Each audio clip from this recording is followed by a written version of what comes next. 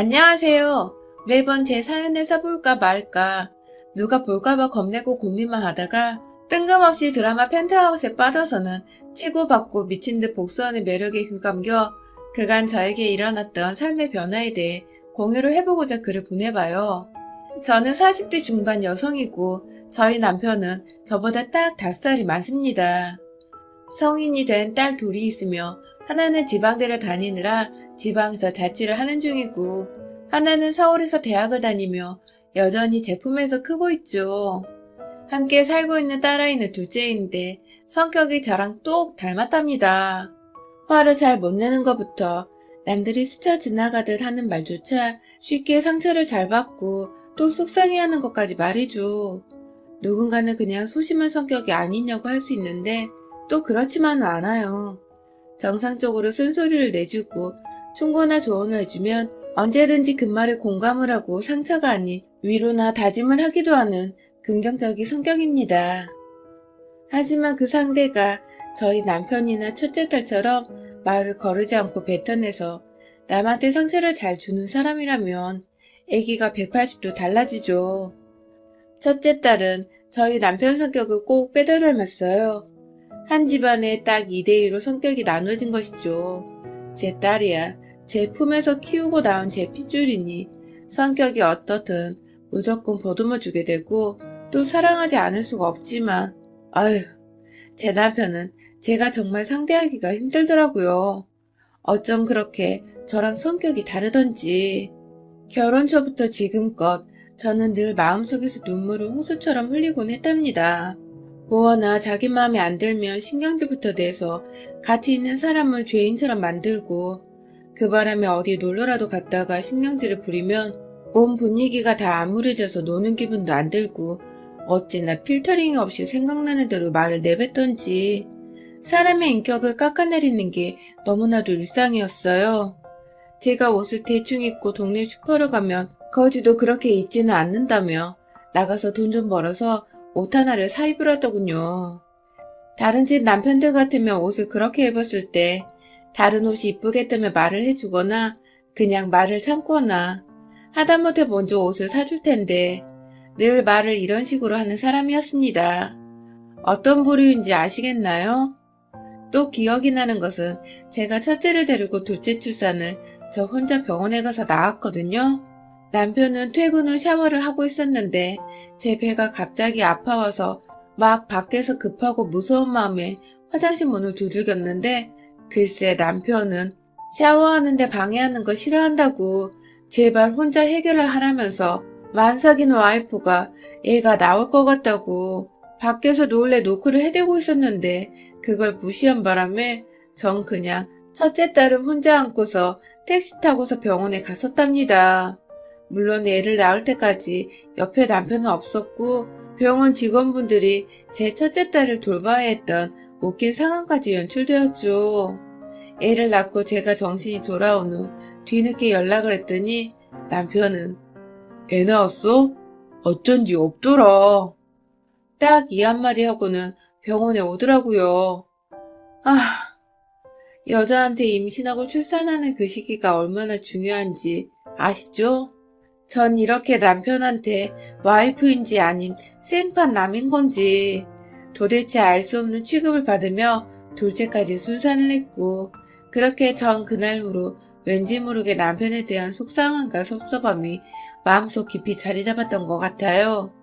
하지만 남편의 불같고 생각 없이 말하는 그 성격보다 절 더 힘들고 섭섭하게 만드는 것이 있었습니다. 바로 시댁 식구들과 저를 대하는 남편의 태도였는데요. 저희 남편은 시댁에서 장남도 아니고 위로 형이 둘이나 있습니다. 하지만 남편은 지가 장남인 듯이 늘 시댁에서 역할을 하곤 했죠. 왜냐하면 장남 노릇을 못하는 저희 큰아주버님 때문에요. 사실 큰아주버님은 잘못이 없습니다. 그 옆에 있는 저희 큰형님 탓이었죠. 왜냐하면 그 옆에는 정말 엄청난 쌍년이었거든요. 큰아주버님과도 어디 술집에서 만나 사고를 쳐서 혼전 임신으로 결혼을 한 큰형님은 저랑 동갑에다가 작은 형님보다 2살이 아래였어요. 뭐 집안에서 며느리 노릇하는데 나이가 무슨 상관이겠냐면은 우리 집안에서만큼은 예외였습니다. 결혼하고 나서부터 큰아주버님 성격이 워낙 드셌어요. 정말 남편의 성격은 세 발의 피라고 할 수 있었을 만큼 큰아주버님은 뇌를 통째로 어디다 맡겨놓고 온 듯이 무개념이 무상식인 사람이었죠. 그런 사람과 결혼을 한 와이프다 보니 시어머님과 시아버님도 큰형님을 대하는 것에 어려워하는 듯 했습니다. 잘못했다가는 큰아주머님이 형님 편을 들면서 덜컥 화를 내버릴 게 뻔했기 때문이죠. 졸지에 시부모님이 자기 눈치를 보자 뭐가 그리 당당했던지 큰형님은 쭉 시댁에서 완전히 갑이 되어 있었죠. 솔직히 큰아주버님 성격이 좋지는 않았지만 자기 와이프 편을 확실히 들어주는 모습만큼은 늘 부러웠어요. 늘 형님은 제사를 지낼 때도 아프다고 혹은 바쁜 일이 있다면서 불참을 했고 제삿 날뿐만 아니라 여러 시댁 행사가 있을 때에도 본인 일이 먼저라면서 늘 자리를 비웠어요. 중간에 시부모님이 한 번씩 아프셨을 때에도 나 몰라라 하는 바람에 작은 형님이 나서서 병원에 데리고 다니셨죠. 그게 좀 이상해 보였던 저는 작은 형님이 불쌍하다며 따라가 옆에서 도와드렸고요. 물론 큰 형님이라고 이 모든 일을 담당하고 해내야 할 의무는 없었지만 적어도 모두가 일을 분담하고 함께 해내야 할 순간까지도 나 몰라라 하시니 점점 저나 작은 형님의 불만이 쌓여갔습니다. 특히나 작은 형님은 큰 형님과 자주 부딪히면서 행동을 똑바로 하라는 식의 말싸움도 여러 번 하셨는데요. 결국 결론은 늘 똑같았어요. 큰형님은 말이 전혀 통하지 않는 사람이었기에 싸우고 불만을 제기해도 늘 제자리 걸음이었죠. 그렇게 살다 보니 작은 형님은 작은 아주버님과의 사이도 시댁 문제로 틀어져서는 거의 각방을 쓰시게 되었죠. 부부 사이가 좋지 못하니 시댁 일에는 더욱 소홀하기 시작하셨고 제가 나름 의지하고 있었던 작은 형님까지 시댁에서 모습을 감춰버리신 바람에 시댁의 일은 온전히 막내인 제가 떠맡게 되었습니다. 시어머니가 5년 전에 돌아가시면서 큰아주버님께 제사를 확실히 맡으시던지 혹은 정확히 나눠서 돌아가며 분담을 하자고 하다못해 제사 비용이라도 자식 셋이서 분담해 나누자고 확실히 말씀을 드렸지만 완곡히 거절을 당했고 남편은 제 말을 귓등으로 듣는 건지 자기 형이 싫다는데 억지로 시키지 말라며 그걸 자신이 하겠다고 가지고 왔어요.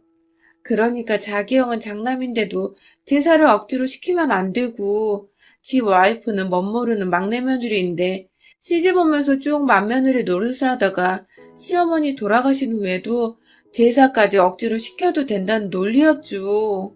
정말 어마무시한 쌍놈이죠. 하지만 더 큰 문제는 그렇게 제사를 모두 가져왔으면 남편이 절 좀 도와주던가 아니면 몇 없더라도 시부모님이 가지고 계시던 재산 중 일부를 더 제사를 준비하는 값으로라도 혹은 수고비로라도 형님들이 저희한테 더 얹어줘야 하는 거 아닌가요?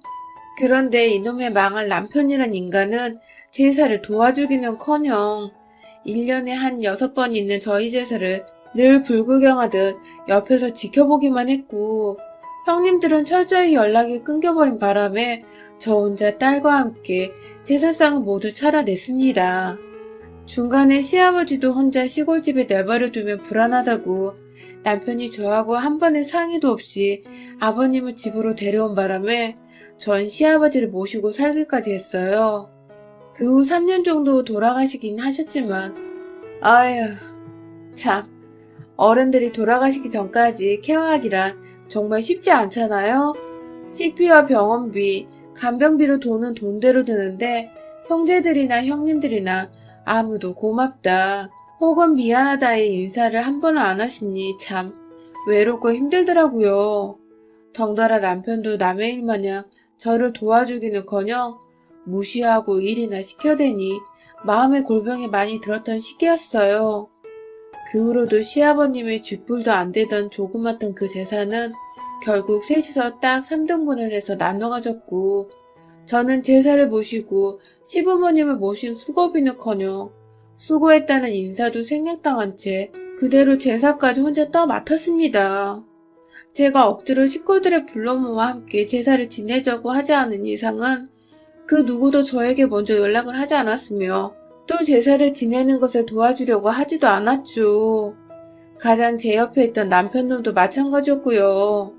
도움을 주긴커녕 늘 자기 부모한테 정성을 다해 제사를 지내라고. 안 그럼 부정 타서 안 한 것만 못한다고 면박을 주기 일쑤였어요. TV 뉴스에서 매번 제사상에 피자도 올리고 치킨도 올라간다는 신세대 방식의 제사 소식이 들려오면 마치 저 들으라는 듯이 저거 다 옆에 있는 애들이 제사 지내기 귀찮아서 얘들한테 꼼수 부린 거야. 저런 년들을 와이프로 둔 남자들은 안 봐도 팔자가 뻔해.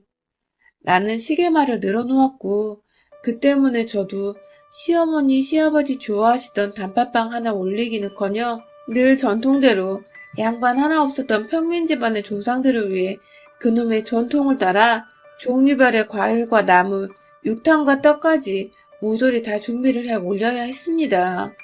물론 저 혼자 혹은 귀하디 귀한 제 딸의 손을 빌려 함께 말이죠. 며느리들이 둘이나 더 있는데 내 딸이 이 제사를 도와야 한다니 엄마된 마음으로 정말 눈에서 매번 욕이 튀어나왔어요. 그런데 하루는 저희 딸이 왜 이렇게까지 정성을 쏟냐고, 아빠도 안 알아주는데 누가 알아준다고 이 힘든 제사를 고생하며 최선을 다하냐고 저한테 답답하고 속상하다고 하소연을 하더군요. 딸이 옆에서 보기에 엄마가 너무 호구 같고 불쌍해서 답답해 보였나 보더라고요. 전 결코 의도한 게 아니고 그냥 결혼해서 다른 며느리들이 아무도 안 하니 저라도 어찌 해야겠어서 제 도리, 제 의무라고 하고 있었던 것인데 제 딸이 봐도 호구 같다니 정말로 제 인생에 확 진절머리가 나고 절 이렇게 만든 남편 새끼가 미워서 뜯어 죽이고 싶더라고요. 결국 중간에서 형제들 간의 해결을 제대로 못한 남편의 잘못이 10의 8알이란 생각이 들었습니다. 물론 제 도리를 안 한 다른 형제들의 안한무이는 잘못도 있었지만 말이죠. 그날 후 다음 제사에서는 반드시 나머지 두 형제들 그리고 형님들까지 모조리 불러내 절이라도 한 번은 올리도록 준비한 거 고맙단 소리 한 번을 듣거나 그냥 아무도 인정해주지 않으면 다 때려치기라도 해야겠다는 마음을 먹었어요. 한마디로 이것들이 날 호구로 보고 있었는지 아니면 속으로라도 미안하고 고마운 마음을 가지고 있었는지 확인을 해보기로 한 것이었죠. 그리고 다음 제사가 다가오기 무려 한 달 전 저는 남편을 통해서 형님과 아주버님들께 연락을 하려다가 역시나 도와주지 않고 제사는 혼자 알아서 하라는 개소리를 시전하는 남편을 무시한 채 직접 전화를 걸었습니다. 그리고는 큰형님이고 작은형님이고 그 남편들한테까지 말했어요. 제사를 지내야 하니 한 달 후 제삿날의 약속은 비워놓으라고 말이죠. 뭐 예상했던 대로 모두들 바쁘다 혹은 못 간다는 갖가지 핑계를 대면서 회피했고 둘째 형님만큼은 저한테 미안하다고 그런데 첫째 형님 꼴 보기 싫어서 만나고 싶지가 않다는 솔직한 대답을 해주셨어요.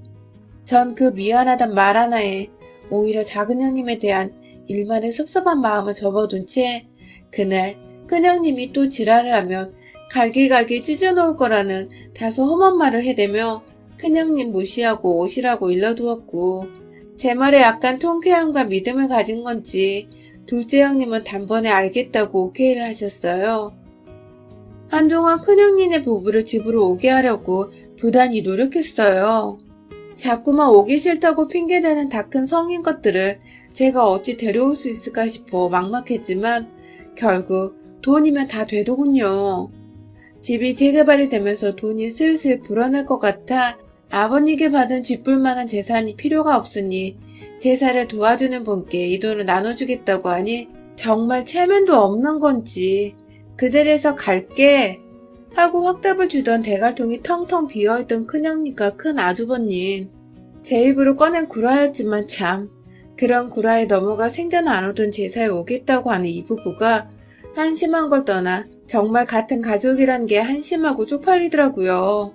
그렇게 제삿날이 되었고 둘째 형님께서는 내신 그간 제사에 참석도 못하고 큰형님을 핑계로 못 오셨던 것이 제게 미안하셨는지 일찍부터 집에 오셔서는 절 도와주셨어요. 생각보다 차릴 게 많아서 늘 딸과 둘이서 해내기가 쉽지 않았는데 형님께서 과일을 미리 손질해 와주셨고 나물 몇 가지도 미리 준비를 해오셔서 금방 재료 준비를 끝낼 수 있었습니다. 큰형님네는 역시나 제사가 시작될 시간이 조금 지나 집에 도착을 하셨고요. 그 바람에 둘째 형님은 또다시 뚜껑이 열려서는 내가 이 꼴 보기 싫어서 그간 제사를 안 하려고 한 거야 라며 제게 하소연을 하셨고 저는 그 꼴 저도 더 이상 보기 싫어서 오늘 모두를 부른 거예요. 두고 보세요 하면서 작은 형님께 암암리에 굳건한 눈빛을 딱 발사했죠. 이때까지도 전 사실 제가 뭐라 큰형님과 단판을 지어야 할지 몰랐습니다. 내심 저도 쫄아서는 몸싸움이라도 일어나면 어쩌나 싶어 내내 마음이 편치 않았어요. 그러다가 아휴 어떻게 큰형님과 단판을 지을지를 저희 남편이란 새끼가 떡하니 만들어주더라고요. 글쎄 뒤늦게 와서 멀뚱멀뚱 인사도 대강하고 도대체 애인은 밥 말아먹은 건지 잔뜩 차려진 제사상을 보고도 이거 식은 음식 아니야? 뭘 이렇게 많이 했대? 이거 다 사놓고 직접 했다고 생색내는 거야? 라는 성질 팍팍 건드리는 말을 해대는 형님을 향해서 남편이란 놈이 글쎄 그러니까요. 생색은 지 혼자 다 낸다니까 맨날 라고 하는 겁니다. 아니 순간 울컥해서 생색이라니? 이렇게 개고생을 했는데 이게 생색이라고요? 라고 눈을 동그랗게 뜨고 말하니 남편이 그러더군요. 원래 너 같은 애들이 제사 차리는 거고 형수님처럼 여리여리한 분들은 그냥 옆에 서 계시는 거야. 이건 조상 때부터 이어진 국룰이야. 라고 말입니다. 그 말에 옆에 큰아주버님은 키득키득 거리고 있고 평소 큰형님과 큰아주버님 욕을 작은형님으로부터 귀가 닳도록 들은 작은아주버님은 제 눈치를 보느라 바쁘시고 작은형님은 그걸 말이라고 하냐며 눈으로 큰형님네를 죽일 듯 야리고 계시고 제 딸은 저 대신 큰형님 뺨이라도 한 대 때릴 기세로 두 주먹을 불끈 쥐고 있고 제가 그만 이 아슬아슬한 분위기를 참고 넘기지 못하겠더라고요. 도와주는 걸 바라지는 않았지만 그렇다고 막말까진 예상을 못했네요. 곧장 부엌으로 달려가서는 주방용 과일을 손에 칼자루 쥘마냥 쥐고 나왔습니다. 영화 속에 나오던 척키처럼 그걸 손에 쥐고 나오니 큰형님은 지가 찔리는 게 있는지 끼악! 하며 비명소리와 함께 뒷걸음질을 치더라고요. 웃긴 게 큰아주머님 뒤로 숨었는데 큰아주머님은 지가 숨겠다고 형님을 앞으로 내빼고 있었어요. 그 옆에 작은 형님과 눈이 딱 마주쳤는데 저는 분명히 읽었습니다. 작은 형님의 눈에서 짱 박힌 희열과 분노로 가득 찬 응원의 그 목소리를 말이죠. 그리고는 전 곧장 제상 뒤에 세워놓은 시어머니 살아생전부터 제사했었던 그 병풍을 향해 달려갔고 손에 든 가위로 그 병풍을 갈기갈기 찢어버렸습니다. 손으로 한번 푹 찍은 뒤에 조금만 힘을 줘서 아래로 잡아당기니 병풍은 정말 힘없는 종이 마냥 흐물흐물 찢어졌어요. 그리고 이내 저는 제 손으로 만들었고 작은 형님의 작은 도움을 받은 그 제사상을 큰 형님의 부모를 향해 상을 들어 올려 확 뒤집어 넘겨버렸습니다. 상을 아예 형님네 부부 쪽으로 밀어 던지는 바람에 두 사람은 제사 음식을 덤탱이 쓴 것과 동시에 상에 맞아서 뒤로 쓰러지더군요. 더 웃긴 건 그 뒤에 소파가 있었는데 둘 다 넘어지며 소파에 앉자마자 제사 테이블이 그 위에 떨어져서 무릎을 찧어버렸고 둘 다 아프다고 비명을 지르며 일어나 겨우 테이블을 치웠는데 결국 무릎이 아팠는지 다리를 제대로 펴지도 못하고 쩔뚝거리더라고요. 두 년놈들의 꼴을 보니 남은 건 딱 한 놈, 남편 새끼였어요. 순간 감정 주체를 못하고 가위 든 손을 쥐고 올렸다가 남편이 으아 하며 나자빠지자 저도 겨우 정신을 차렸네요. 조용히 가위를 내려놓곤 엎어져 있는 제사 음식 중에 제 눈에 바로 띄었던 윗부분이 칼로 살짝 잘려있던 사과와 배를 인정사정할 거 없이 남편을 향해 던져버렸습니다. 작은 형님께서 어찌나 단단한 알을 사오셨던지 던지고 남편을 맞추는 그 느낌이 너무 알차고 좋더라고요. 던지면서 내가 다시는 네 조상들 제사를 지내나 봐라 하고선 절뚝거리는 큰형님은 제 손으로 머리채를 잡고 끌고 나와 집 밖으로 쫓아냈고요. 큰아주버님은 와이프가 그렇게 끌려나가니 별 수 없이 말리는 척하며 형님 따라 알아서 집 밖으로 나갔고요. 그 와중에 작은 형님은 재밌다고 깔깔 웃으면서 저를 돕겠다고 제 딸과 함께 거실에 뒹굴고 있는 제사 음식들을 치워주고 계시더라고요.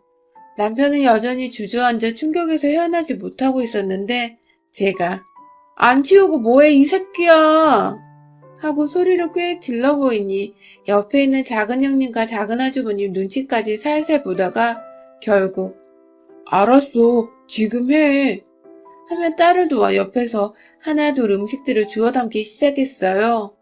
한마디로 기고만장한 저한테 함부로 말을 꺼내던 남편이 제 말에 거의 처음이다시피 수긍을 하고 쫄아서는 백기를 든 것이었죠.